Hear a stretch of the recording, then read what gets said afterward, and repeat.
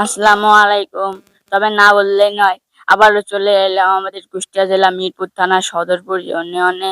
এই ইউনিয়নটি খুবই দরিদ্র, এখানে খুবই ঘনবসতি। এখানে দেখুন, মানুষের পানি গোসল করার পরে পানি নিয়ে যাওয়ার কোনো জায়গা নেই, তাই মানুষরা এভাবে গর্ত করে রাখে। যদি গর্ত না থাকে তাহলে মানুষের পানি অন্যের জমিতে চলে যায় এবং অনেক ঝগড়াঝাটি বা গ্যাঞ্জাম হয় এখানে। তাই আমাদের এখানে প্রতিদিন বালতিতে করে পানি ফেলে দিতে হতো। তাই আমরা এখানে একটি আহ, আহ, গর্ত করেছি।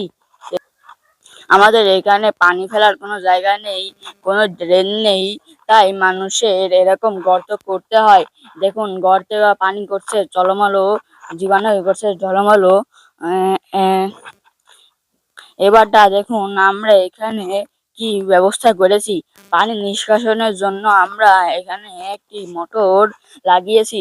এই মোটরটির মধ্যে পানি উঠে, এই পাইপটির মাধ্যমে পানি উঠে এই যে এই চিকন লাল পাইপটির মাধ্যমে যায় এবং এই পাইপটাকে আমরা ওই জঙ্গলের ভিতরে ফেলে দিয়ে আসি।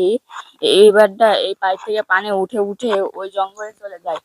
আহ, কিন্তু এখানে যদি একটি ড্রেন থাকতো তাহলে আমাদের পানি আমরা অন্য জায়গায় দূরে সরিয়ে দিতে পারতাম। কিন্তু এখানে ড্রেন না থাকায় আমাদের এই ব্যবস্থা নিতে হচ্ছে। আমাদের নতুন সরকার ও নতুন এমপির কাছে আবেদন, এখানে একটি ড্রেন করে দেওয়া দরকার, যাতে আমরা এখানকার পানি দূরে সরিয়ে দিতে পারি। তাহলে গ্রাম করবে ঝলমলো, শহরের মতো টলমলো। তাহলে আমাদের গ্রামের লোকজনের ভিতরে কোনো ঝগড়াঝাটি হবে না।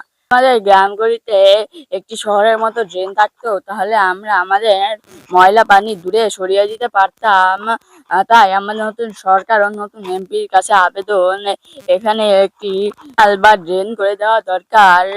এখানে একটি ড্রেনের মাধ্যমে আমরা এখানকার এই ময়লা পানি দূরে সরিয়ে দিতে পারি। তাই নতুন সরকার ও এমপি কে এখানে একটি ড্রেন তৈরি করে দেওয়া দরকার, তাতে আমাদের গ্রাম করবে টলমলো, শহরের মতো ঝলমলো। তা এখানে মানুষের ভিতর কোনো ঝগড়াঝাটি হবে না। আসসালামু আলাইকুম।